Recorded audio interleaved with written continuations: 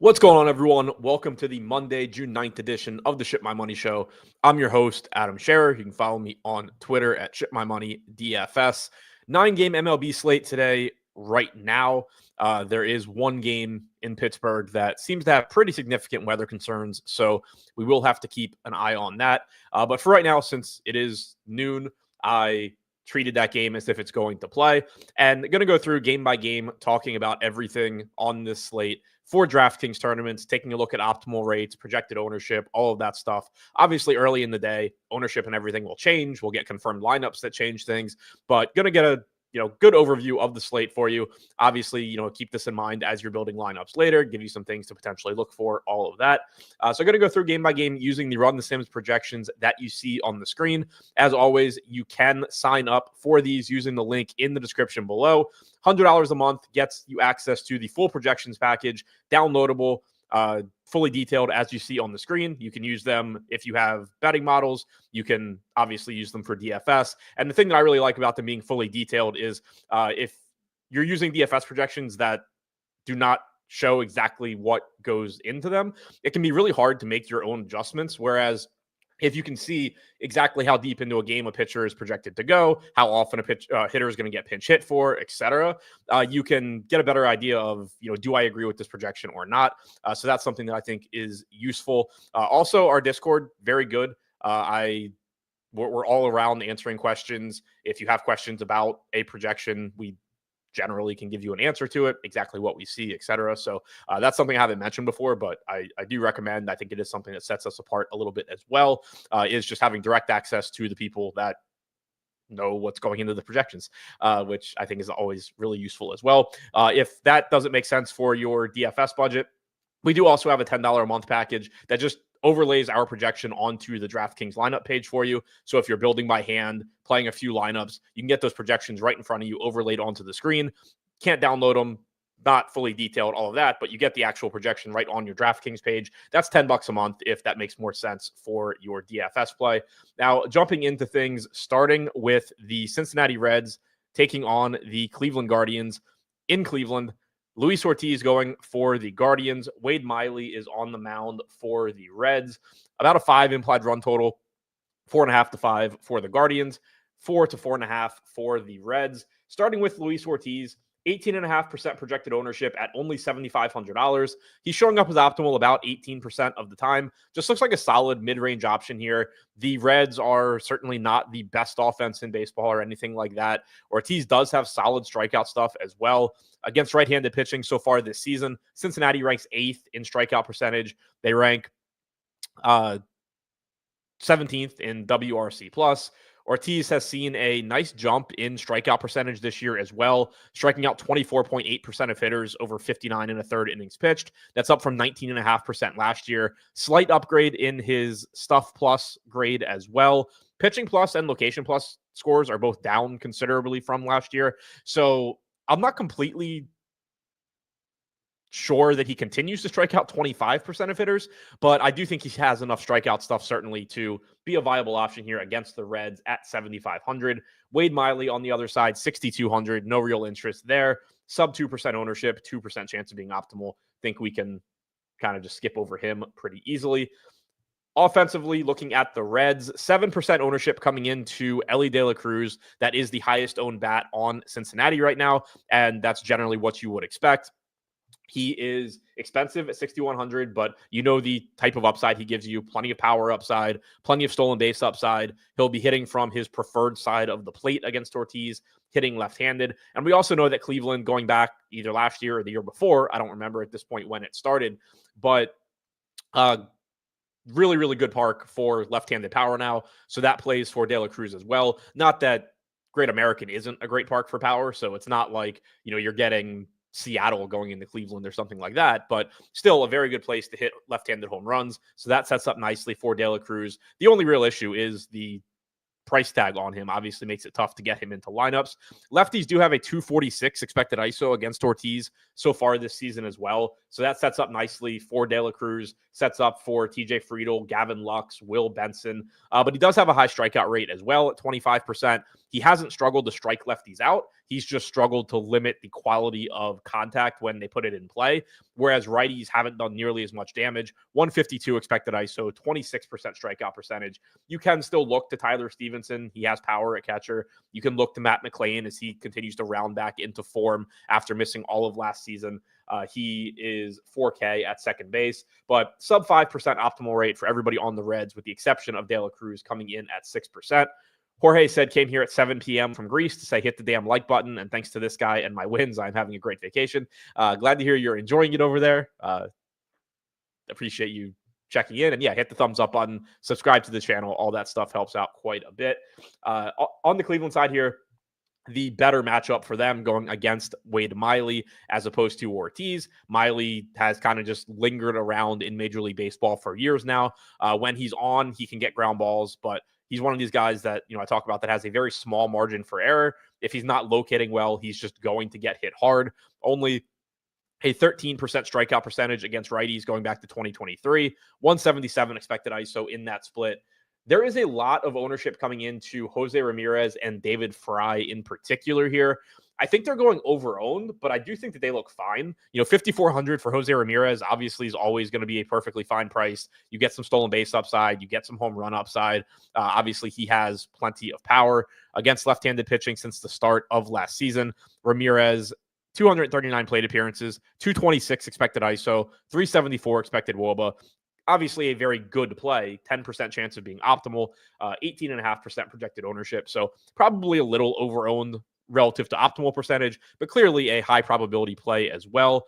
David Fry is getting about 15% ownership. We only have about a 5.5% chance of being optimal. And I think a big reason is the pinch hit percentage over here. 46% chance of being pinch hit for David Fry in our initial projections. And so you're getting a situation where he is cheap at 3,100. He has catcher eligibility, which is really nice. He's probably going to be hitting in the middle of the lineup for a team that has a relatively high total on this slate. But there's a very good chance that you're not going to get at bats once this game gets into the bullpen. So that's the concern here on Fry, and that's what's keeping his optimal percentage relatively low.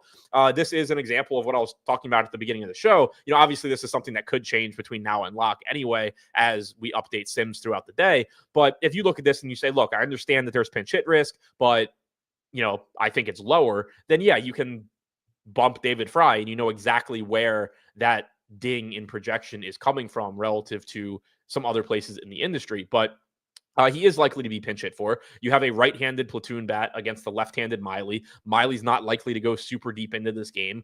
There's no shortage of right-handed relievers on any team in baseball. So it is likely, especially, depending what lineup you actually get from Cleveland, that Fry doesn't finish this game out. And that doesn't mean he can't give you a good score at 3,100. Like, obviously, if he homers in his first at-bat, you couldn't care less, really, how many other at-bats he gets. But it is something to keep in mind, especially when you do have high projected ownership, at least right now, coming into somebody. There's a lot of volatility in baseball anyway, especially with hitters. And, you can kind of always make the case that if you wanted to just blindly not play most of the most popular hitters, you'd probably do okay. But especially when there's somebody that might only get a couple of at-bats, you can see that we have him projected for 3.5 plate appearances here. So, that is a concern, but he does have upside. Miley's not a great pitcher. Fry, 175 plate appearances against lefties since last year, does have a 190 expected ISO, 360 expected WOBA. So I understand why there is ownership, but I do think it's coming in a bit too high. Beyond that, pretty much like 5 to 7% chances of being optimal for the rest of Cleveland. Basically 3 to 5% chances of being optimal. And I misspoke, 5 to 8% ownership. 3 to 5% chances of being optimal. So a little bit over-owned, but nothing crazy for guys like Angel Martinez, Will Wilson, Gabriel Arias, Carlos Santana, Bo Naylor. So overall, I think kind of just a middle-of-the-road team here against Miley. Ramirez stands out as the top play, though. David Fry, a good point per dollar projection, but does come with pretty considerable pinch hit risk. Miami taking on Pittsburgh in the only game that looks like it has weather concerns right now. And that sucks because there is some stuff to like from this game. Definitely pay attention to the weather. Looks like rain moving in during the game, but definitely something that is going to need to be updated later on in the day. So for now, going to just approach this with the expectation that the game goes as scheduled, but it'll definitely be something that you want to pay attention to. So we have Yuri Perez making his first start of the season for Miami. He made 8 rehab appearances in the minors. Most recently, he 2 starts ago completed 5 innings, so that was good to see. And then in his most recent start, he only went 4 1/3, but he did face 20 batters. That was the most he had faced in any of his rehab starts. So I'm not saying he's fully stretched out, but I do think he is able to go, going to go deep enough into this game that he is a viable option here at only $7,000 in a good matchup against the Pirates. Good park as well. You can see on the screen we have him projected to face 20 batters, projected to go between 4 and 5 innings pitched. So I think that projection is pretty much in line with what I would expect coming off of what we saw in his rehab starts. The matchup against the Pirates is solid against righties this year. The Pirates rank 27th in WRC plus. They rank 9th in they rank 13th in strikeout percentage. Perez does have quality strikeout stuff as well. So at 7K, not going too crazy with him, but getting 8% ownership, 11% chance of being optimal. I think he looks like a perfectly fine, cheap SP2 option. Mike Burrows on the other side does have a solid matchup at 6K. This Miami offense, obviously isn't particularly good against right-handed pitching. So far this season, they do only rank 25th in strikeout percentage, so that is low. They rank 19th in WRC plus. 6K price tag on Burrows, 3% projected ownership, 5% chance of being optimal. Perez is certainly the pitcher that I prefer out of the two of them. And moving over to Miami bats, they are showing up pretty well here. This is a spot where if you talk about optimal percentage just in terms of individual players and how likely they are to be optimal, Miami will come in lower than the way that I do it, where correlation is included. And the reason for that is I think the positions for Miami guys are favorable, and then the pricing is favorable as well. So you're getting 9% ownership coming into Xavier Edwards. You're getting 8% coming into Agustin Ramirez, 9% to Jesus Sanchez, 6% to Otto Lopez. And I'm just a little bit higher on a lot of these guys in terms of optimal percentage because they pull each other up. If you have second base shortstop eligibility on Xavier Edwards, which is nice at 4,300. You get some stolen base upside there. Not much power upside, but he can run. You get, and you can see over here, if you scroll over, a pretty solid stolen base projection on Edwards. You have Ramirez as a catcher with power at 4K. Otto Lopez giving you some stolen base upside as well. 3,800 at shortstop. Jesus Sanchez is only 3,600. Kyle Stowers has power if he's in the lineup at 4,300. And so what ends up happening is because all those guys are cheap, when you're putting together a lineup, an optimal lineup that does factor in correlation, they end up just kind of pulling each other up a little bit. So if you were thinking about this in terms of like cash games where you're not as concerned with correlation, you're just trying to get, kind of the best plays at different positions, then Miami's going to look a little bit worse. But if you're thinking about what's going to win you tournaments, you get into this situation with Miami where even though they have a middle of the road implied run total, they're not in a great park for home runs. It's a team that projects pretty well, and then the rest of your lineups around them, you're going to have really good pitching, you're going to have really good stacks. So 9% ownership coming into Edwards, 14% chance of being optimal. Ramirez with about a 12% chance of being optimal at 8% owned. 6 to 8% optimal rates for Otto Lopez, Eric Wagaman, Jesus Sanchez, Kyle Stowers, Connor Norby. They're all getting 5% ownership, give or take, really anywhere between like 3 and 8. Liam Hicks and Dane Myers rounding it out with about 3% chances of being optimal. So I do think Miami is going a little bit under-owned right now if the weather cooperates. Burrows doesn't project as a particularly good pitcher. We have a limited sample on him so far, in the major leagues, going back to last year. 146 total pitches thrown to righties, 147 to lefties, 209 expected ISO to righties, 192 to lefties. So again, a very small sample, but hasn't been very good at limiting quality contact so far. And one thing that I think is noteworthy about Miami in this park, or two things, I guess. One, they play their home games in a pitcher-friendly park, so them playing in PNC isn't the same sort of downgrade that it would be if they played in a hitter-friendly park and then they're going into PNC.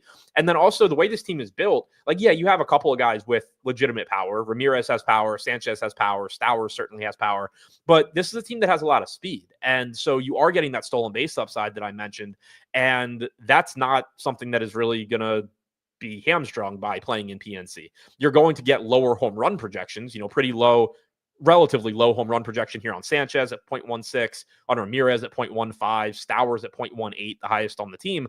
Those would certainly be higher if you were playing in a different park. But if guys like, Sanchez, Lopez, certainly Edwards get on base, they're likely to be running. And so the fact that it's hard to hit home runs in PNC doesn't necessarily have the same level of impact on a team like Miami as it would on a team like, I don't know, the Orioles that don't necessarily run a lot, and a huge part of their offense comes from hitting home runs. That's not how Miami's built anyway, so it's a little bit less of a downgrade there. Pittsburgh on the other side going up against Perez. Again, Perez has solid stuff. He is making his first start of the season in the majors. Like I said, there is certainly plenty of volatility there. O'Neal Cruz leading the way, 10% projected ownership, 9% chance of being optimal at 5,500. Gives you home run upside, gives you stolen base upside. You can see 0.23 home runs is the highest home run projection from this game. 0.33 stolen bases. Very high upside play there. Then it drops off a little bit, basically 5 to 7% projected ownership to all of Spencer Horwitz, Brian Reynolds, Nick Gonzalez, Henry Davis, Andrew McCutchen, and they have 5 to 7% chances of being optimal as well. Brian Hayes at 5%, Connor Falefa at 3% also. So another secondary stack here in Pittsburgh, and I think it's very similar to the same reason that Miami looks decent. It's just the pricing and then what you're going to be able to get around these guys. O'Neal Cruz is kind of, in his own separate category where he is a legitimate home run threat and a massive stolen base guy and somebody that gives you a legitimate ceiling. He's worth paying $5,500 for.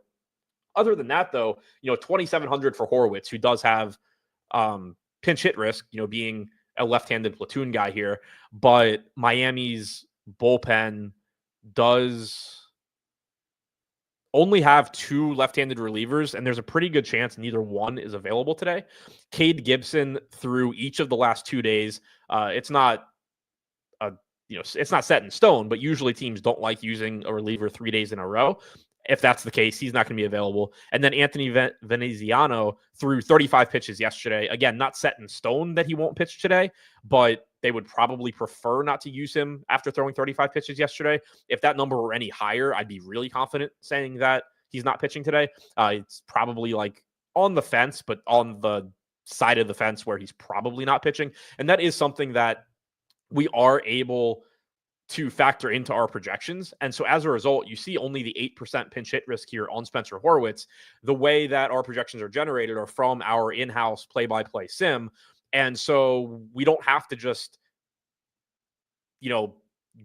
ballpark a number on pinch hit risk. We actually can put logic into that saying these are the relievers available, these are the chances that they're coming into the game, et cetera, et cetera. And so you end up with an 8% chance of Horwitz getting pinch hit for, whereas if Miami had several left-handed relievers, that number would certainly be a lot higher. So that is something to keep in mind here, given that he's only $2,700 and does have some power upside from the left side of the plate. Brian Reynolds at $3,900, pretty cheap. Nick Gonzalez reasonably priced at $4K. So just another team here that while the matchup isn't as good as it is for Miami, they are cheap. You are going to be able to get good pitching around them, good one-offs, mini stacks, whatever around them. Or if you want to use them as mini stacks, that obviously works as well. Just, fitting in a couple of these guys to maybe save some salary. Against right-handed pitching so far this season, 299 expected ISO for O'Neal Cruz, 198 for McCutchen, 198 for Reynolds, 186 in a very limited sample for Horwitz. If you go back to last year to get Horwitz and Gonzalez to have better sample sizes, still 184 for Horwitz. Gonzalez only 123. But, you do have some power upside. You do have some stolen base upside here. So both of these offenses suck. Neither one is exciting to get to generally, but they are going to let you make high upside lineups overall, where you're in a position where if Miami does happen to have a good game or Pittsburgh does happen to have a good game, you just have the best of everything at your other positions, which obviously is a nice place to be. Cubs are taking on the Phillies in Philadelphia. Zach Wheeler pitching for the Phillies. Matthew Boyd is on the mound for the Cubs. Tough spot for both pitchers. They are both solid. Zach Wheeler getting 28% ownership at $10,500, 17% chance of being optimal. Matthew Boyd, 8,300, getting 13% ownership, 14% chance of being optimal. So far this season, Wheeler has struck out 32.1% of hitters. That is the highest mark on the slate. It is up 3.5 points from last year. You've seen improvements in his command. His stuff plus is almost identical to last year at 110, which is very, very good. His pitching plus is up 4.5 points from 113 to 117.5. His location plus is up from 104 to 107. So you've seen an already very, very good pitcher make improvements in where he's able to locate his pitchers while maintaining really, really good stuff. So sometimes, you'll see guys improve command, but it comes at the expense of their stuff. Maybe they're not throwing quite as hard. Maybe it's not moving as much, and that's why they're able to locate better. But in Wheeler's case, he's maintained his stuff while also locating the ball better. And as a result, he is striking out 32% of hitters this year. The matchup against the Cubs is certainly a difficult one. They are 5th in WRC plus against right-handed pitching this season. They're only 16th in strikeout percentage. So he does have his work cut out for him. It is a ballpark in Philly that is, good for offense. And he is a pitcher that will give up some quality contact. It hasn't been an issue so far this season as much. 160 expected ISO to lefties, 122 to righties. If you went back to last year, 175 expected ISO to lefties. So he will give up some, hard contact to lefties. Maybe, could have a little bit of trouble with like Kyle Tucker or PCA. But he is a very, very good pitcher. He's 10,500. There's no issue in betting on the talent here. That being said, I do think 28% ownership at 10.5 against the Cubs is a little bit higher than it should be. Maybe the optimal percentage does increase a little bit from 17% later on in the day. Once we have confirmed lineups, you have value in those lineups that probably isn't being projected in right now. But the way it looks right now is that Wheeler is a good play. He's likely to succeed. He is, I think, the highest projected pitcher, second highest projected pitcher for us on the slate behind Chris Sale, which is obviously reasonable. But probably also going a little bit over-owned. Again, that doesn't mean somebody's a bad play. There's no shortage of ways that you can make lineups that project to make you money, even if you do roster an over-owned player or two or three, especially if they're at pitcher. Boyd on the other side, not an easy matchup, but as was mentioned in chat, no Bryce Harper, so that does make this lineup a bit worse. Like if you're looking at this Phillies projected lineup right now, Trey Turner, Kyle Schwarber, obviously very, very good, difficult outs. Not having Harper in there really just shortens the lineup, though. Alec Bohm, Nick Castellanos, JT Realmuto, Edmundo Sosa. Not that those guys are easy outs, but not having to face Harper after you face Turner and Schwarber certainly makes life a little bit easier. You have the lefty-lefty matchup against Bryson Stott. You have Wilson and Rojas at the bottom of the order, not guys that you're super concerned about if you're Matthew Boyd. So it does certainly help the matchup here for Boyd, and he has been solid overall this season, striking out 24.9% of hitters. Stuff plus grade is up 5 points from last year. Location plus grade is at 105, which is well above average. Pitching plus grade is up 4.5 points from last year. Fastball velo is up a mile per hour. Boyd just a solid option, solid pitcher. You aren't going to feel great about it because there are still good hitters on the Phillies, but this is also a slate where I don't think there's a lot you are going to feel great about at pitching because, for one, you don't have the best pitchers overall. You have Sale, you have Wheeler, but Wheeler in a tough matchup. Sale's not in an easy matchup, but it's better than Wheeler's. And then there's just a drop-off. Like Boyd has the third highest strikeout percentage on the entire slate because Nick Pivetta is pitching today. Oh, no, Pivetta is on the slate, sorry, but he's facing the Dodgers. So even more to my point, Boyd has the fourth highest strikeout percentage on the slate. The guys ahead of him, Wheeler's facing the Cubs. Sale is the highest projected guy on the slate. Pivetta's facing the Dodgers. How good are you going to feel about Wheeler or Pivetta? Not that they're bad plays, but it just goes to the point of even though the matchup isn't perfect against Philadelphia, there is no good strikeout pitcher that does have a perfect matchup today. So Boyd just looks like a solid mid-range option. Offensively here, probably not a game that is going to jump out too much. Sub 5% projected ownership to everybody on the Cubs. I did mention it when I talked about Wheeler. If you are going to try and get some negative correlation against the field, get to a high upside Cubs team. Like this is a team that still has stolen base upside and power no matter who they're facing. Who you're facing does not lower your ceiling. It lowers your median projection. And so the Cubs are much less likely to succeed against Zach Wheeler than they would be against most other pitchers. But they do still have tons and tons and tons of talent and speed and power in this lineup. But Wheeler is somebody that will give up some power to left-handed bats in particular. Kyle Tucker, 4% chance of being optimal at 3% owned. PCA, 3%. chance of being optimal at 2% owned. Hap, 4%, chance of being optimal at 2% owned. So again, low probability team, but when it does go well for the Cubs, it probably goes really well because of how they score runs. Stolen bases and home runs obviously are king in DFS, and it's really what the Cubs do as well. They are also in a good hitter's park. So not saying that you should be jamming them in against Zach Wheeler. That's a good way to lose a lot of money very often, but when it goes well for the Cubs, it looks good. And they are all projected for sub 5% ownership. So especially if you're playing like the $5 tournament on DraftKings with 53,000 entries, give or take, consider some Cubs just for the upside and the negative correlation against a 25 to 30% owned Wheeler. But in terms of chances of them actually doing well, it is pretty low given that Zach Wheeler is really, really good. On the other side, kind of similar for the Phillies, just, a little bit better matchup against Boyd. He's obviously not in the same tier of pitcher that Zach Wheeler is. So far this season, lefties only a 110 expected ISO with a 26% strikeout percentage against Boyd. Righties have a 151 expected ISO with about a 25% strikeout percentage. So he is striking out both sides of the plate. He is giving up a little bit more expected production to righties, but still solid. 294 expected WOBA, 151 expected ISO. 5 to 6% projected ownership coming into JT Realmuto, $3,500 catcher. 5% coming into Alec Bohm, $3,800 at first base and third base.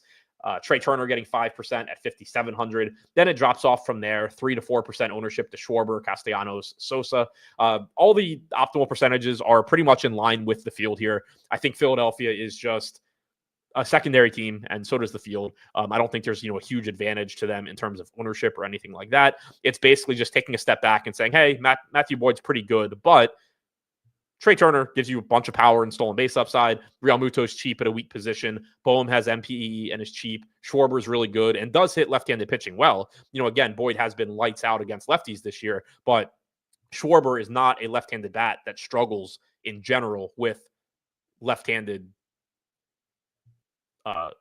pitchers. Since the start of last season, 357 plate appearances for Kyle Schwarber against lefties, 267 expected ISO, 397 expected WOBA. So if you're stacking the Phillies, or if you just need a low-owned, high-upside one-off, obviously Schwarber is still playable. Castellanos at 4K, pretty solid price tag there. Going back to last season for him, 191 expected ISO in 257 plate appearances against left-handed pitching. Rays are taking on the Red Sox in Fenway Park. Shane Baz pitching for the Rays. Brian Bayo is going for the Red Sox. Bayo has not been particularly good. That's putting it nicely. Bayo has not been good so far this season. Strikeout percentage has dropped from 21.8% to 16% in 40 innings pitched. Stuff plus grade is down 7 points. Pitching plus grade is down 13.9 points from last year. Location plus is down 7.5.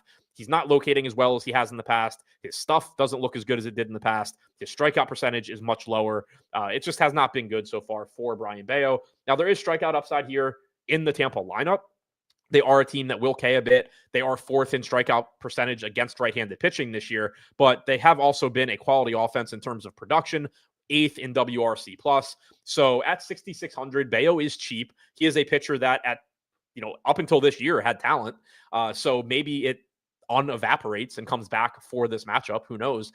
There is, some semblance of upside at 6,600, getting 6% ownership, 7% chance of being optimal. But this is a Rays lineup that has good hitters in it. They are in Fenway Park, which is a great place for offense. So certainly if I have to bet, if I have to just say what is more likely to happen here, Brian Bayo makes you happy at 6,600 or the Rays make you happy, I'm going with the Rays. But, obviously if you're playing multiple lineups in tournaments, you don't have to just choose one side. If you're playing 150 lineups in the $5 or whatever, and you get to a little bit of Bayo, just hoping and praying he has some semblance of a good start because he's really cheap, that's fine. But you shouldn't have much confidence in it. He has not been good whatsoever this season, and there is no metric that I have found that suggests that it's turning around anytime soon. Shane Baz on the other side, talented arm, tough matchup, but again, a solid strikeout matchup. The Red Sox are 16th in WRC plus. They're third in strikeout percentage against right-handed pitching, though.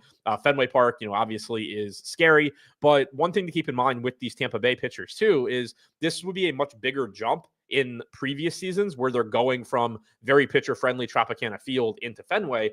Here they're going from Tampa Bay with the wind blowing out, half the time and just carrying routine fly balls over the wall into Fenway, where you're still not getting any favors as a pitcher, but it's not like it's some major change in terms of park, whereas it would have been in previous seasons. Baz is 7,800, getting 10% ownership, 11.5% chance of being optimal. So pretty much in line with the field there on the expectation. Strikeout percentage, 21.5%, pretty much in line with last year. His stuff plus grade is up 6 points. Pitching plus is up 7.9. Location plus up 1.5 points. Fastball velo is up a mile per hour. Everything for him across the board looks better than last year. So maybe you see an uptick in strikeouts eventually, but we haven't seen it so far. And we are, 60 innings pitched into the year. So probably Shane Baz is still just this 21 to 22% strikeout guy. But there are strikeouts, like I said, in this Red Sox lineup. And most importantly, he's 7,800. So you're not getting a price tag that is in line with a guy that has the type of stuff that Shane Baz has. You're getting a price tag that is in line with the 21 to 22% strikeout percentage that Shane Baz has shown so far. So at this price, you're kind of just, it's correctly priced for what he has shown. And if you want to argue that there is untapped underlying talent that maybe just shows up from time to time, I think that's a reasonable take, and he's not priced for it.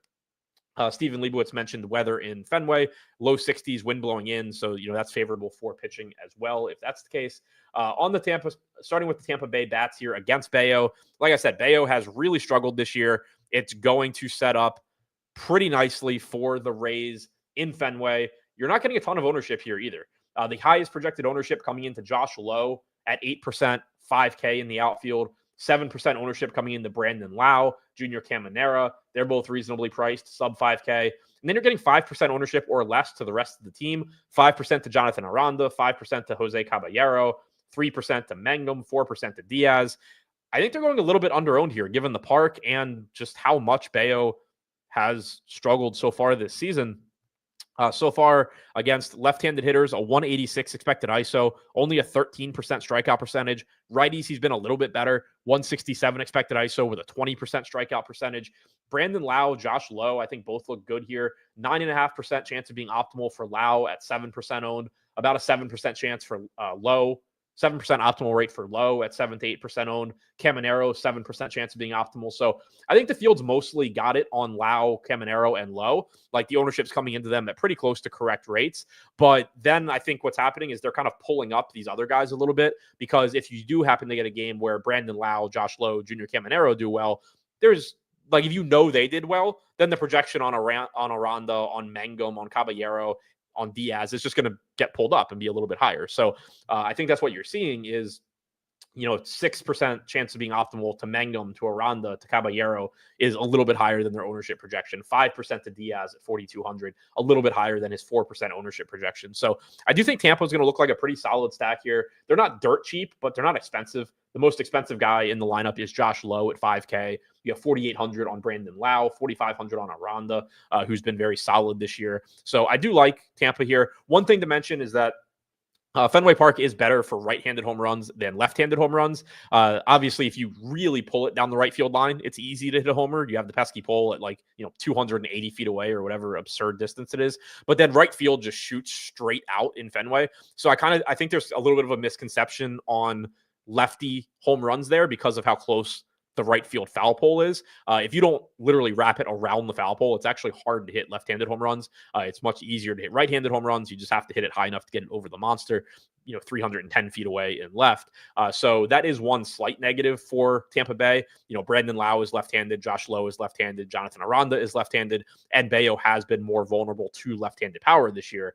So just from a pure home run standpoint, it sets up probably the best for Junior Caminero and Yandy Diaz. But overall, I think that's nitpicking a little bit. It's certainly still possible for these guys to hit home runs here. Overall, Tampa Bay, I think, looks like a pretty good stack. Boston on the other side against Shane Baz, 8% projected ownership coming into Jonathan Duran. That is the highest mark on Boston. He is our highest projected hitter on Boston as well. 0.13 home run projection is behind Devers and Abreu, but the stolen base upside makes up for it. Rafael Devers getting 6% ownership, and then about 5% or less coming into Abreu, Meyer, and then everybody else. Duran, 8% chance of being optimal, leads the way. And then there's the drop-off here. 4%, 4.5% to Devers, and then sub 4% to everybody else. So I do think, it is a more difficult matchup here for the Red Sox than it is for the Rays. One other thing to mention here with Shane Baz is he has really, really drastic reverse splits. he has struck out 27.5% of the left-handed hitters that he has faced so far this season, while holding them to a 252 expected WOBA and a sub 100 expected ISO. Righties have only struck out 17.5% of the time with a 394 expected WOBA and a 240 expected ISO. And if you look at the pitches he throws, it does make sense. He has thrown his changeup 27% of the time to left-handed hitters. He's only thrown it 3% of the time to right-handed hitters. He's thrown a knuckle curve to righties 37% of the time that only has a 9% swinging strike percentage, whereas it has a 13% swinging strike percentage to lefties, and that changeup has a 16% swinging strike percentage. He only has a 9% swinging strike percentage to righties on his slider as well. So basically what you're getting from Shane Baz is a pitcher that throws his fastball 45 to 50% of the time, regardless of what side of the plate you hit from. But then to lefties, his secondary pitches are his changeup and his knuckle curve that he's thrown 27 and 25% of the time, respectively. So basically, he's throwing a changeup or a knuckle curve every single time he doesn't throw a fastball. And those both have double-digit swinging strike percentages against left-handed hitters, whereas against righties, he's throwing that knuckle curve and slider, but the knuckle curve doesn't generate as many swings and misses against righties as it does against lefties, which is typical for that pitch.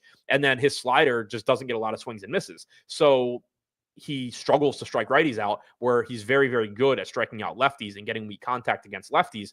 This Red Sox lineup, the best hitters in here, Jarren Duran, left-handed, Rafael Devers, left-handed, Willie Abreu, left-handed. There is not a right-handed hitter in this lineup that concerns me. Not to say that they can't ever do well, but Trevor Story's not having a good year. Narvaez bats cleanup for whatever reason, but he's not somebody that's likely to be a good, a great major league hitter. Campbell has some upside. Rafaela, can hit for power occasionally. But if you look at this Boston lineup, the guys you're scared over, Duran, Devers, and Abreu, and Baz's drastic reverse splits work in his favor against them. So that is something to keep in mind here. And then also, if Boston were to find a way to roll out like a heavier left-handed lineup that would actually benefit Baz as well. I know they had a reverse splits matchup the other day and they just completely ignored it. I think it was a left-handed reverse splits guy for like Kansas City or something. And they just completely ignored it and rolled out a bunch of righties. If they were to, I don't know what other lefties they even have off the top of my head, but the projected lineup I'm looking at has 5 lefties, including Toro. The more lefties, the better for Shane Baz. So that's something to keep in mind as well. But I do really think it's important to point out whenever you have a pitcher that is much, that has drastic splits, whether they're reverse splits or traditional splits, if every above average hitter on a team is on the pitcher's preferred side of those splits, it does obviously make it look better for that pitcher. Whereas if, he couldn't get lefties out and every good hitter he's going to face is left-handed, that would be a huge problem. He's likely to be able to mitigate the damage done by the best hitters on the Red Sox. So that's something working in Baz's favor / against the Red Sox as well. Atlanta taking on Milwaukee. In Milwaukee, Chris Sale, highest projected pitcher on the slate, is pitching for the Braves. For the Brewers, we have Aaron Savali. Savali, 6,500, 3% projected ownership, 4% chance of being optimal. If he gets in your lineup because he's really cheap and you're playing a bunch of lineups, so be it. But he's not somebody that you should be going out of your way to target. So far this season, only 12 innings pitched for Savali, 18% strikeout percentage, 21.5% going back to last year. I assume he ends up getting closer to that number. But the clear priority here is Chris Sale. 30% strikeout percentage this season, 45% projected ownership at $10,000. I think he's going over owned, but a 31% chance of being optimal is still very, very high. He's the highest projected pitcher on the slate by a couple of points here. Not that Milwaukee is an easy strikeout matchup. Their active roster ranks 23rd in K percentage against left-handed pitching since last year, but they also rank 24th in WRC plus, and they are certainly not as good as the Cubs. So it's another example of having to keep everything relative, everything in context. The matchup against Milwaukee, not perfect. They don't strike out a lot, but a hell of a lot better than Wheeler's matchup against the Cubs, a hell of a lot better than Pavetta's matchup against the Dodgers. And those are the only pitchers on this slate that give you anywhere close to the same strikeout upside as Chris Sale. Wheeler striking out 32% this year, Sale striking out 30%, Pavetta striking out 29%. Then it drops off to Matthew Boyd at 25%, Luis Ortiz at 25%, Dustin May at 25%. So the only pitchers that have that, close to 30% raw strikeout upside are Wheeler, Sale, Pavetta. Sale certainly has the best matchup of the three. So he looks very, very good here at 10K.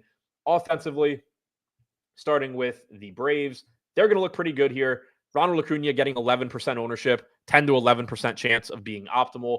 $5,900 price tag looks like a good outfield play. Riley remains inexpensive at $4,700, 10% chance of being optimal at 8% owned. Going back to last season, Savali has struck out 25.5% of lefties with a 162 expected ISO, 154 expected ISO to righties, but does only have a 17.5% strikeout percentage there. So he is pretty solid. Not great, but solid enough at limiting power to both sides of the plate. Has shown better strikeout stuff against lefties than righties, though. And again, he's somebody that if you look at the pitches he throws, that does make sense. Reliant on a cut fastball to left-handed hitters that generates a 10% swinging strike percentage. Curveball against lefties generates a 12% swinging strike percentage. He throws the curveball more often to lefties with a higher strikeout percentage.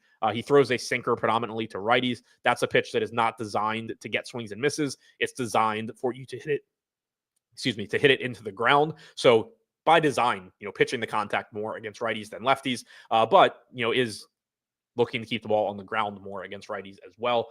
But if you just look at the raw talent here and treat this as just kind of a middle of the road average matchup, Savali's not bad, but he's not great. Acuna, obviously really good. Riley, really good. Albies, 7 to 8% chance of being optimal at 4% owned. Only 3,800 at second base. Drake Baldwin, 6% ownership, 6.5% chance of being optimal as a $4,200 catcher. Ozuna, 6% ownership, 6% chance of being optimal. Same for Olsen. Basically the same for Michael Harris. So the Braves look pretty good here. Near 5 implied run total against Savali. On the other side, and for the Braves, the guys that stand out the most are just the ones that you would expect, the best hitters on the team.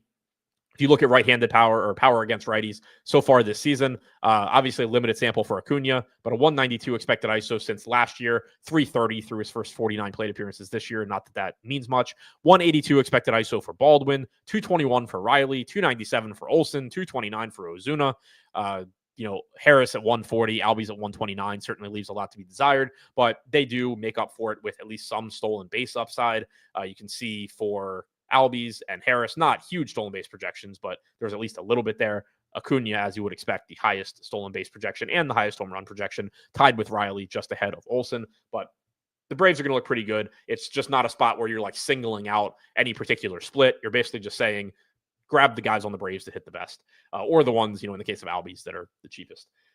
On the Milwaukee side, pretty much what you would expect against Chris Sale. Nothing's going to stand out as good here. If you're going to them, it's because they're going to be completely unowned, and because if they do well, you are knocking off, 40 to 50% of the field in large field tournaments. But obviously, there's nothing that suggests they're going to have success against Chris Sale. He is really good. One thing that is, noteworthy in Sale stuff so far this year, he has seen a significant drop-off in his command. His stuff is actually grading out better than last year, but his location plus grade is down 9 points from last season.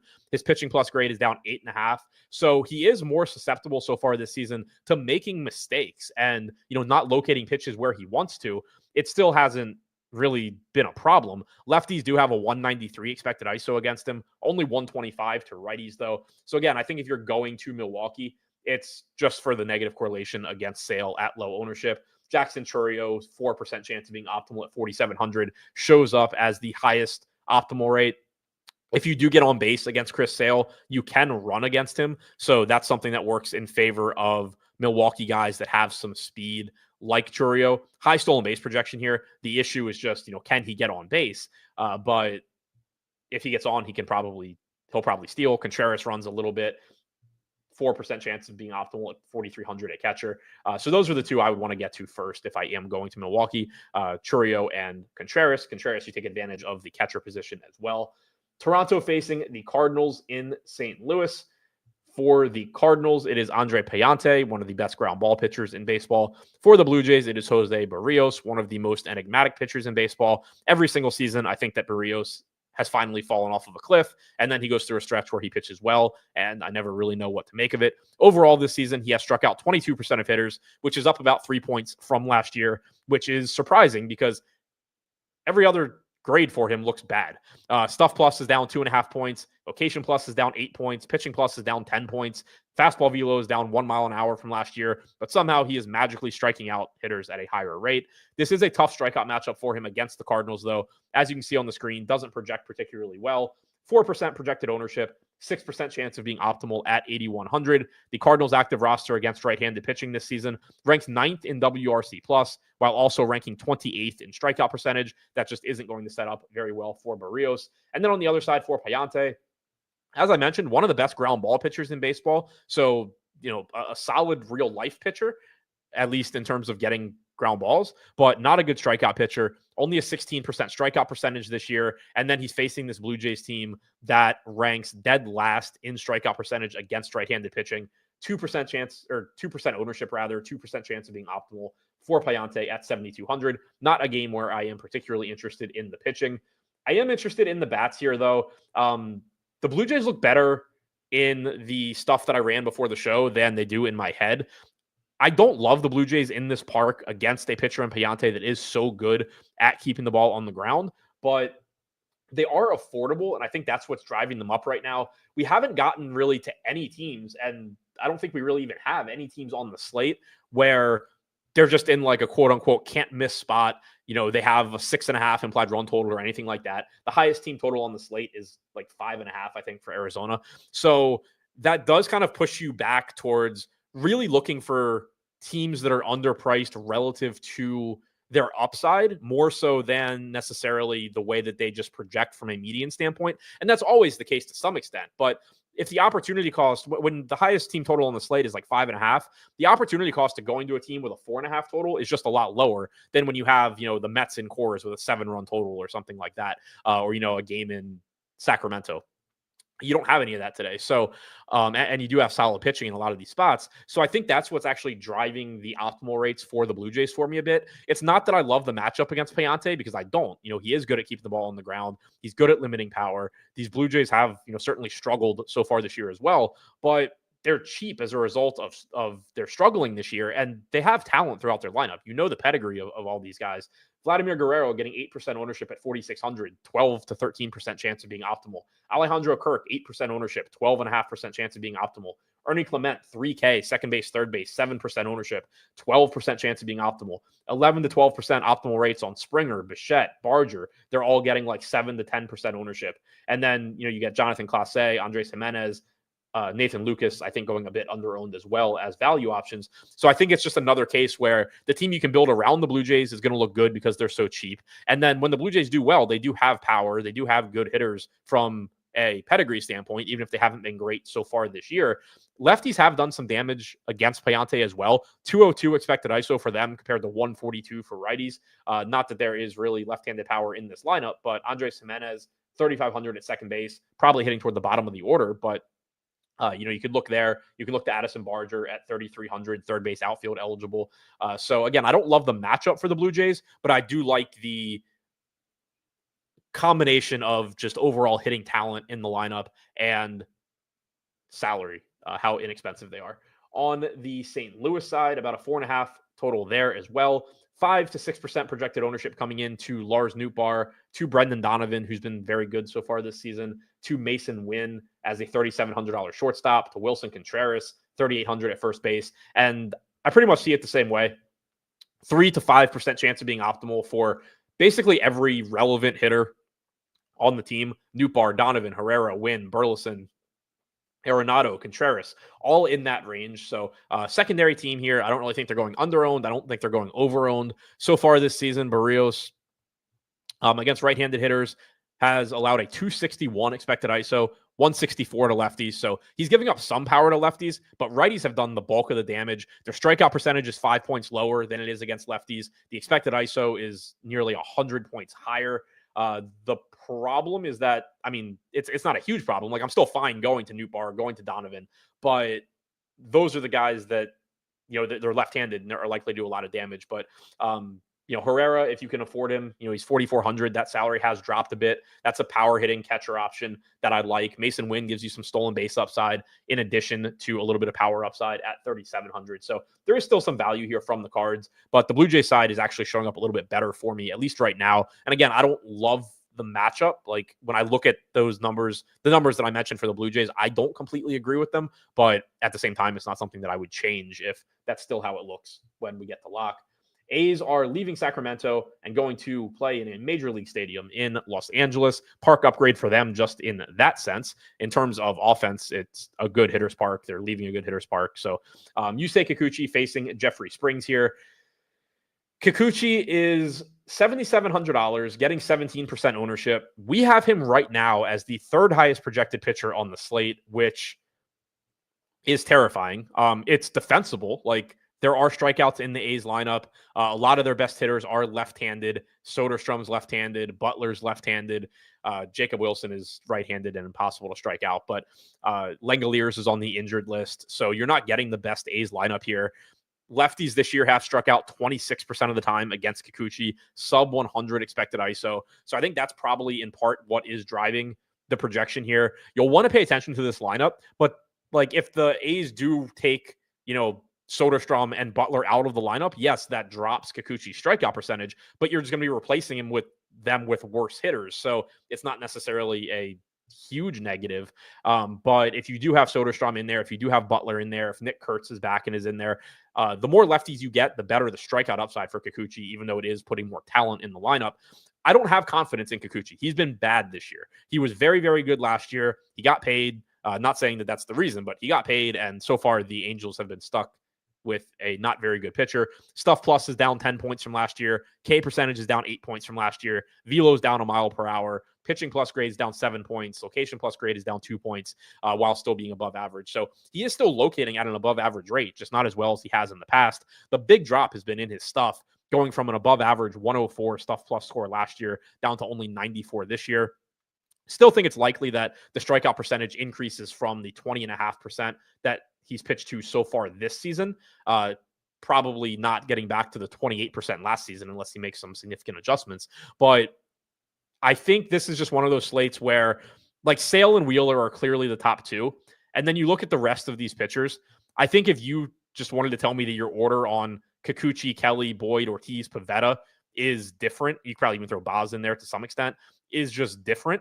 I'm not going to argue too strongly. If you tell me that you like Kelly more than Kikuchi, fine. If you say you like Boyd more than Kikuchi, fine. But right now, at least, we do have him projected better than those guys. That is something that could change when that actual lineup comes out. But I don't have any confidence, but I do like the $7,700 price tag. Like, we just don't have a lot of good mid-range pitching on this slate. You don't have a lot of good pitching, period, especially when you start considering matchups. So getting to Kikuchi is fine. It will scare me. I will not feel good about it. But yeah, like, he is facing one of the weaker offenses on the slate. He, as recently as last year, was good at getting strikeouts. He has been good at getting left-handed strikeouts this year. So you shouldn't have any confidence in him, but I also have a hard time pointing to other pitchers in the mid-range that you should have confidence in. Jeffrey Springs, 8% ownership at 6,800, 9% chance of being optimal. Pretty solid strikeout percentage, or pretty solid salary, rather, at 6,800. Not great strikeout stuff. And the Angels do strike out less against left-handed pitching than right-handed pitching. They're ranked 14th in K percentage against lefties since last year. They are second in K percentage against righties this year. Springs has not struck righties out at a really high rate so far. 19% K percentage, 181 expected ISO. No confidence in him either, but he's cheap enough where I'll probably roll the dice on him a little bit in large field tournaments. Kikuchi does look better, as scary as that is to say. I do think the offenses here both are interesting as well, though, because you do get some negative correlation against a average at best pitcher in Kikuchi. So that's nice. It is still a park that is good for hitting home runs. You do have some right-handed power here on the A's. Brent Rooker, 10% projected ownership at 4,700, 7% chance of being optimal. I like the power upside that you get from him so far this season. 224 expected ISO to right-handed hitters for Kikuchi. Since last year, Rooker has a 323 expected ISO against lefties. I think he looks very good. You have Willie McIver as a $2,800 catching option. Not that you're excited about him, but he's cheap and a catcher if you're stacking the A's, for example. Max Muncy getting 7% ownership. He's only $2,500. 5% chance of being optimal, has multi-position eligibility as well. Urias, Wilson getting 5% ownership, similar chances of being optimal. So the upside for the A's is there. It's just hard to put a lineup together that you're, a stack together that you're going to feel really good about. Like, Wilson is a very good hitter, but he's also up to $5,100, which is a problem for somebody that doesn't have a ton of power. Rooker is, I think, the most like the best play from the team, and the field agrees at 4,700. But like the full stack, when you start including Urias and Muncy and McIver, it's not something that you're going to feel great about. If they do run out a lineup that has Soderstrom and Butler, while that does increase the strikeout upside for Kikuchi, it does also obviously increase the raw talent upside for the A's, in addition to also lowering pinch hit risk as well. That's something you'll want to pay attention to in the A's lineup. Also, is like if Butler doesn't start and or Soderstrom doesn't start and Blade doesn't start, you have significant pinch hit risk for right-handed, outfielders slash DHs slash first baseman, depending on what they go to. So the more lefties not starting that are typically available for or in the lineup for the A's, just keep in mind, you'll probably get some cheap right-handed bats on the A's that are getting pinch hit for later. If those lefties do start, they're not really at risk to get pinch hit for. And so that would make the stack look better, even though they actually match up worse against Kikuchi himself. On the Angel side, going against Springs, 11% projected ownership coming in to Zach Neto, 10% chance of being optimal. Looks pretty good at 5,300. Rengifo, 6% ownership, 9% chance of being optimal. 10% ownership to Trout, 8% to Ward. Optimal rates, pretty close on those guys. 8% for Trout, 7% for Ward. 8% on O'Hoppe at 5% owned. 7% on Adele at 5% owned. The Angels just look good across the board. Nice mix of power upside and value. Righties so far this season against Springs have about a 180 expected ISO. The park is good for hitting home runs. There's plenty of right-handed power here. A lot of strikeout guys, but again, like I said, they don't strike out as much against lefties, which isn't surprising because they're mostly right-handed. And you do have power with Neto, with Trout, with O'Hoppe, with Ward, with Adele. Chris Taylor, dirt cheap, 2,200 with NPE. Not the best hitter, obviously, but does, have some power if he happens to make contact. Does have some stolen base upside. So I do actually like the Angels here. They're relatively popular at 5 to 10% owned on most of their guys, but I think it's warranted. If you look at home run projections here, Trout, Neto, Adele, Ward, all north of 0.2. Brent Rooker, the only one from the A's above that number. So that looks good.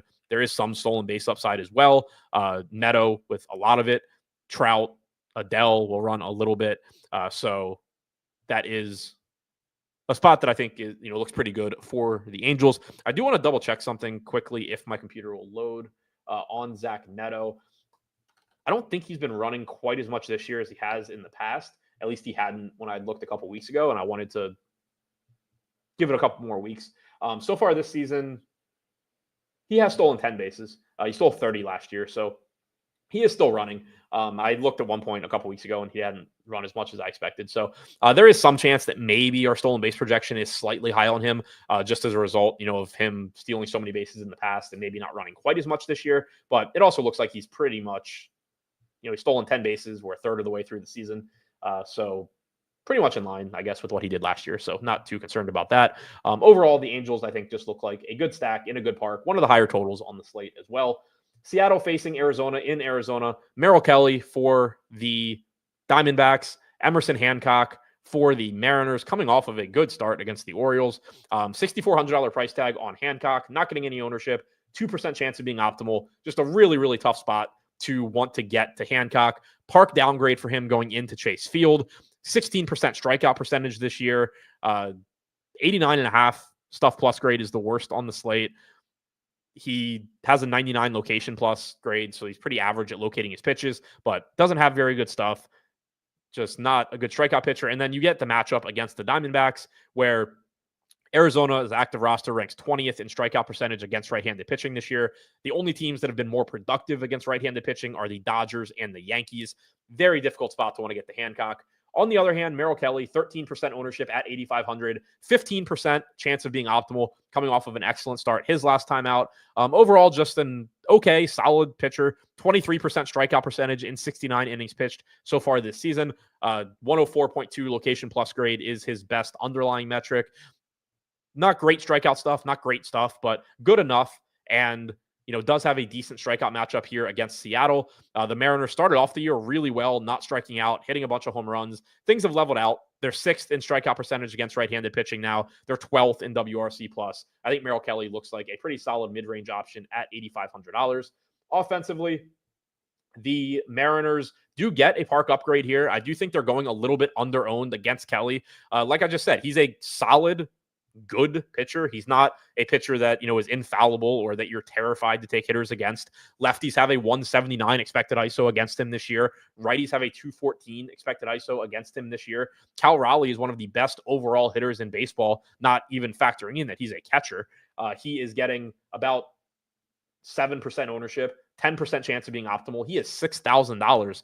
It is completely warranted so far this season. He has earned it, especially, from a DFS standpoint, when you consider the opportunity cost at catcher is lower. So like a $6,000 catcher isn't as expensive as a $6,000 outfielder, for example. Julio Rodriguez, if he's in the lineup, 6% ownership, 9% chance of being optimal. I mentioned the right-handed power numbers that Kelly's giving up. Jorge Polanco started off the year on fire. He's come back to earth, but he's third base shortstop eligible at 4,200, getting 5% ownership, going a little bit under owned there. 5 to 6% chances of being optimal for JP Crawford, Leody Taveras, Cole Young, Randy Arozarena. The Mariners just look good here. I like the park upgrade. I like that you're getting some negative correlation against Kelly. They have a 4.5 implied run total. They're a team with power. They give you some stolen base upside. So I do think they're a pretty solid, mid-range tournament team here against Kelly. On the other side, Arizona has the highest total on the slate right now. They are getting a lot of ownership, particularly to Corbin Carroll and Ketel Marte. I don't have issues with it. I do think they're going a little bit over-owned just in the sense of optimal rate versus ownership. The problem that they run into, not that 5,600 for Carroll is a problematic salary. He has power. He has stolen base upside, although he's not running as much as he did when he was a rookie. But he's a $5,600 outfielder. There's just no shortage of good outfielders. So when you talk about him in terms of the chances of him actually being optimal, it's just going to get pushed down a little bit compared to, like, on the other side of this game, somebody like Cal Raleigh, who is 400 more expensive than Carroll, but is just so likely to be, relatively to be the highest scoring catcher and probably by a decent margin, a good percentage of the time. So that, hurts Carroll's optimal rate. Ketel Marte, 5,500, pretty expensive price tag, 7% chance of being optimal, 12% ownership. So not a massive gap or anything like that, but you are paying for Ketel Marte. Hancock, when he's on, is able to locate, keep the ball on the ground. 204 expected ISO to lefties this year, 152 to righties. Does have a higher strikeout percentage against lefties, has thrown his changeup 33% of the time against them with a 12.5% swinging strike percentage. Since last year, Ketel Marte, 244 expected ISO against right-handed pitching. Corbin Carroll, 214. 256 expected ISO against right-handed changeups for Carroll. Not something that I, ever look at too heavily because it's really noisy. Pitchers that throw their changeup 33% of the time, like Hancock, are going to tend to have better changeups than guys that throw it 12% of the time. And maybe that's who Corbin Carroll's teeing off on. But I did want to mention it just because he has hit them well going back to last season, whereas Marte only has a 148 expected ISO against the pitch. That's not to say, again, that Marte isn't, in a good spot. But if I had to pick, who's more likely to have success against what Hancock does, I do think it would be Corbin Carroll. Josh Naylor, 9% ownership, 7% chance of being optimal. Perdomo, Suarez, both at about 5%. Thomas and Gurriel around 4%. So I do think the Diamondbacks look fine. I just think they're going a little bit over-owned. There are some other teams that, relative to ownership, I like a little bit more. Steven said, are the D-backs a good example of a place to maybe go mini stack and get different elsewhere? Yes and no. They're a perfectly fine mini stack. If you want to stack a low-owned team and then, mix in Carroll and Marte and not really care about their ownership, that's fine. But as a whole, the Diamondbacks aren't really that popular. The only hitters projected above 10% ownership are Carroll and Marte. So it's not a team where I think, if you want to 5-man stack the Diamondbacks, you're not running into that problem that you do sometimes with, a good team in cores where every hitter is 20% owned. Then you're looking at your lineup like, oh shit, how do I get different now? 50% of it is 20% owned hitters. You're not running into that problem with the Diamondbacks, but they are perfectly fine as a mini stack. Wrapping it up here with the Dodgers and the Padres in San Diego. Nick Pivetta and Dustin May pitching in this one. So two pretty good pitchers in pretty bad matchups, which kind of is the theme of this slate. Pivetta, 9,500, not really getting a Dodgers discount here. Dustin May, 8K in a tough strikeout matchup. I mentioned it earlier, but Dustin May's strikeout percentage is pretty solid through 55 2/3 innings this year at 24.8%. So, that looks pretty good, but the matchup with the Padres is very unappealing. They rank 13th in WRC plus against right-handed pitching this year, but they rank 27th in strikeout percentage. May is getting 6% ownership. He has a 6% chance of being optimal. Pivetta on the other side, getting 10% ownership. 13% chance of being optimal. So pretty much in line with the field there. Striking out 28 or 29% of hitters this year. Big drop off in his stuff so far through 62 innings pitched, down 8.5 points from last year, but he's actually had better command, jumping from 106.7 location plus grade to 112.9 since last year. So his pitching plus grade has come out in the wash, 108.1 this year, 108.5 last year. Strikeout stuff's good. Matchup obviously is not. The Dodgers active roster has the best WRC plus against right-handed pitching this season, while also ranking only 18th in K percentage. So very, very scary spot for Pivetta. But if you want to just get relatively low owned, high upside, high strikeout ability, that's obviously fine. Dodgers offense here looks like they're going a little bit under owned. You're not really getting any ownership here other than Shohei Ohtani. He's getting 10% ownership, 11% ownership, 11% chance of being optimal. 6,500 first base outfield, stolen base upside, power upside. Like, you don't need me to tell you that Shohei Ohtani is a good play no matter who he's facing. Pivetta this year has allowed a 199 expected ISO to lefties, sub 100 actual ISO. So his expected power numbers to lefties are over 100 points worse than his actual. Righties have a 176 expected ISO, 160 actual ISO. So Ohtani, looks perfectly fine. Then the rest of the Dodgers, they're not top priorities. They all have about a 5% chance of being optimal, but ownership's projected down in the 2 to 3% range for Mookie, for Edman, for Hernandez, for Muncy, for Conforto, for Freeman. So I do think the Dodgers, if you can find ways to afford them, are going a little bit under owned, and they're not super expensive. Ohtani obviously is at 6,500. Betts and Hernandez and Freeman are north of 5K, but Muncy's only 4K. Edman's only 3,700. Conforto's been dog shit this year, but he's only 2,900. So there are ways you can stack the Dodgers here and, just get a couple of that group that you really want: Ohtani, Betts, Teoscar, and Freeman. Or, you could go with the more expensive grouping, and maybe that's a lineup where you use Springs, you use Yuri Perez, Ortiz, stuff like that. You end up not getting to Sale or Wheeler probably if you're stacking the best Dodgers, but that is giving you a really high ceiling. And one other thing too, this is it goes along with what I was saying about the Blue Jays. It's kind of the inverse of it. I was talking about the Blue Jays popping because of their pricing on a slate where opportunity cost at hitter isn't that high. On a lot of slates, the Dodgers are really tough to stack because you have, 3 or 4 offenses with 5-run totals where the salary of the stack of their best hitters is just so much cheaper than the Dodgers. Here, if the Dodgers do just go out there and throw up 10 plus runs and, it's driven by the best hitters in their lineup hitting home runs, it's a little bit less likely on a slate like this that cheap teams are catching up to them, because we don't have cheap teams in good home run spots like we do on a lot of slates. So the Dodgers, as a stack relatively do look a little bit better than I think they normally do. And then finally wrapping things up here with the Padres against May. Another middle-of-the-road team, 8% ownership coming into Tatis, 6% to Machado, 5% or less to everybody else, starting with Jackson Merrill at 4%. Optimal rates, Tatis leading the way at 5%, 5.5%, Machado at 4%, Bogarts at 4%, Merrill at 3%. So just another relatively low probability team.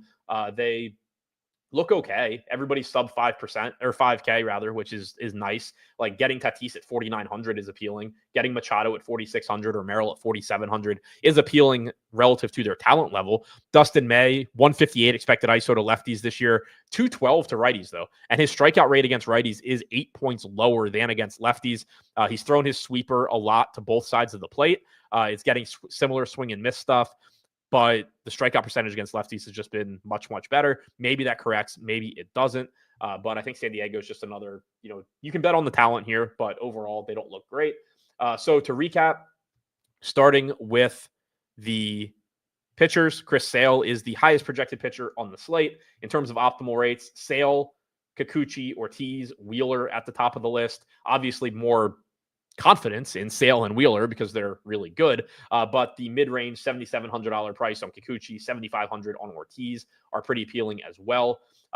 Moving over to catcher, Agustin Ramirez, Alejandro Kirk, Cal Raleigh, Logan O'Hoppe, the top catcher bats in terms of optimal percentage. In terms of fantasy points, Raleigh, Ramirez, Real Muto, and Contreras. At first base, Vlad Guerrero, Spencer Horwitz, Josh Naylor, Nolan Schanuel, Jonathan Aranda showing up as the top optimal rates. Ohtani also, but it's split between first base and outfield. At second base, top second baseman right now, Xavier Edwards, Brandon Lau, Ozzie Albies, Ketel Marte. At third base, Austin Riley, Jose Ramirez, Junior Caminero. Shortstop, Bo Bichette, Zach Neto, Otto Lopez, Ellie De La Cruz, if you can find the salary. In the outfield, Springer, Carroll, Acuna, O'Neal Cruz, Julio Rodriguez, Mike Trout. Get into a lot of pay-up outfielders as usual. A lot of the top projected guys here. The most used stacks overall, Toronto, Miami, Angels, Atlanta, Tampa Bay. 5-mans, Toronto, Miami, Tampa Bay, Angels, Atlanta. That wraps this one up. I'll grab a home run pick here before I get out of here as well, using our projections. Get back to all positions, sort by home runs. Obviously, Shohei Ohtani is cheating. Ronald Acuna is cheating. I'll go Riley. I don't think he's on that same level as those other guys, but we still have a very, very high home run projection on him. I do like the matchup. I think the matchup against Savali is good enough. So I like Austin Riley for a home run here. That's my home run pick. Don't forget to subscribe to the channel. Hit the thumbs up button. Turn on notifications, all of that stuff. Good luck on your lineups tonight. See you back here again tomorrow.